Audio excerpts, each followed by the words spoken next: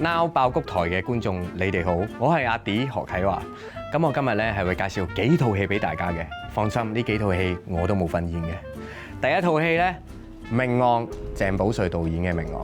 咁入面有我偶像楊樂文啦，佢真係越嚟越出色嘅一個演員，係啊，真係好犀利。而《命案》我覺得係一個好代表性嘅作品，而我知道好辛苦嘅一部戲嚟嘅，係啊，而且最後走出嚟個水準亦都非常高，所以我喺度建議大家睇《命案》。我都唔要俾條命困住。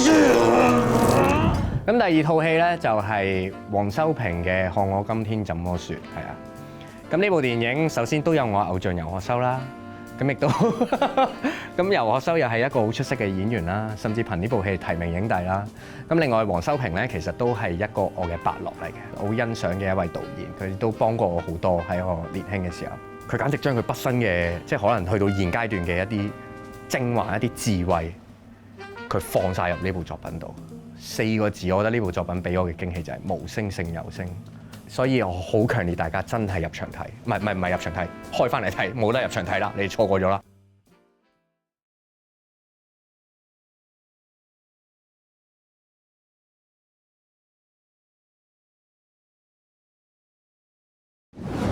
跟住之後呢部戲就係《我談的那場戀愛》，導演何妙琪，係啊，我覺得佢寫女性嘅人物啦，寫得好細膩啊，好重啊。我作為男人我都會個心痛一痛啊！而佢呢一部《我談的那場戀愛》簡直係將佢嘅撚手小菜攞出嚟炒俾你食，好值得睇多次，因為係個心有一種咁樣嘅感覺。我只不過係談咗一場戀愛，你覺得係真咩？愛情你信咪係真？